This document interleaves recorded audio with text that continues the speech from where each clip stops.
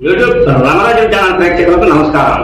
ఈరోజు ప్రధాన అంశం అమరావతి భూములు రై మరి పులివెందుల భూములు నై అనే అంశంపై విశ్లేషణ. ఈ విశ్లేషణ మీరు చూసే ముందుగా మీరు నా ఛానల్ లైక్ చేయండి, షేర్ చేయండి, ఆ తర్వాత సబ్స్క్రైబ్ చేయండి. మీరు నా ఛానల్ లైక్ చేసి షేర్ చేసి సబ్స్క్రైబ్ చేయడంతో పాటు ఇదే వీడియో 10 నుంచి 20 మందికి పంపిస్తే ఇంకా చాలా మందికి చేరేందుకు మీరే అవకాశం కల్పించినట్టు ఉంటుంది.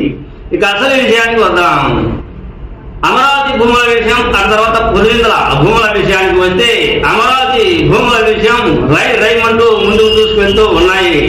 ముఖ్యంగా కృష్ణానది తీరాన ఉన్నటువంటి తీర ప్రాంతాల్లో ఉన్నటువంటి, ఆ తర్వాత ఇతర ప్రాంతాల్లో గుంటూరు అయితేనేమి, విజయవాడ అయితేనేమి దాదాపుగా అప్పట్లో ఎప్పుడు 2 నెలల క్రితమే ఎకరా 30 లక్షలు ఉండింది.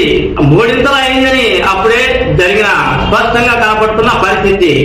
ఇప్పుడు ఇంకా రేట్లు పెరిగితాయి, రైలంటూ దూసుకెళ్తూ ఉన్నాయి. అభివృద్ధి బాటలో అమరావతి ఏ విధంగా ఉంది అంటే దాదాపుగా 20,000 కోట్ల పైన అక్కడ ఖర్చు చేస్తుండడంతో, నిధులు రావడంతో కేంద్ర నిధులతో అమరావతి ఫాస్ట్ గా ముందుకు నడుస్తూ ఉంది. రోడ్డు అయితేనేమి, డ్రైనేజ్ అయితేనేమి, ఆ తర్వాత ఇతర రకాలైన భవన నిర్మాణాలు అయితేనేమి, ఉద్యోగస్తుల భవన నిర్మాణాలు అయితేనేమి, అక్కడ ఉన్నటువంటి భూముల రేట్లకు ఎక్కడా లేవు. ఇతర రాష్ట్రాల నుంచి కూడా వస్తూ ఉన్నారు అంట అక్కడ అమరావతి భూములను కొనేందుకు.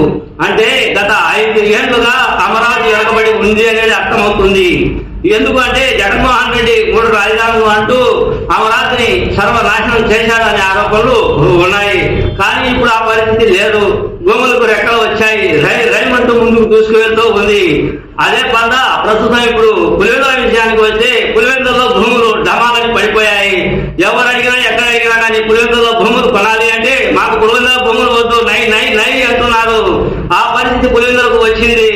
గతంలో ఉన్నటువంటి ఎవరు మాజీ ముఖ్యమంత్రి జగన్మోహన్ రెడ్డి పులివెందుల ఏరియా కావడం, పులివెందుల ఏరియాలో గతంలో సీఎం గా ఉన్నాడు కాబట్టి అప్పట్లో భూములకు రెక్కలు వచ్చాయి, విపరీతమైన రేట్లు పలికాయి. ఆ భూములు కొన్న రేటర్లు ఇప్పుడు బాధపడుతూ ఉన్నారు.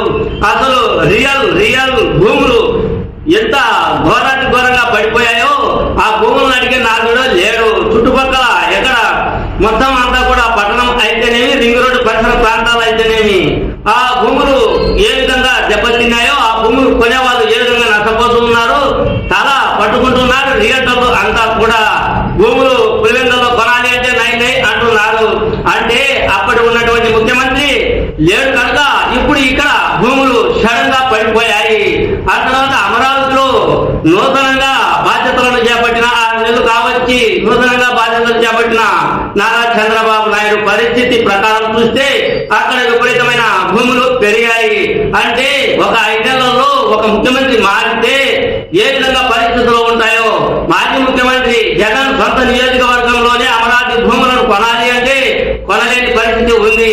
కానీ అక్కడ మొత్తం అంతా కూడా రాజధాని ప్రాంతంలో విపరీతమైన గిరాకీ పెరుగుతూ ఉంది. భూములకు అంటే కేవలం నారా చంద్రబాబు నాయుడు చూసే అక్కడ భూములకు రేట్లు పెరుగుతూ ఉన్నట్టు సుస్పష్టంగా అర్థం అవుతూ ఉంది. మేధావి వర్గం పరిపాలన చేసినటువంటి వ్యక్తి, చదువుకున్న వ్యక్తి ముఖ్యమంత్రి అయితే ఏ విధంగా ఉంటుందో ఈ పులివెందుల భూముల విషయంగా, అమరావతి భూముల విషయంగా తెలుస్తుంది అనేది నా ఈ చిన్న వీడియో. మీ సీనియర్ జర్నలిస్ట్ కృష్ణయ్య. నమస్తే.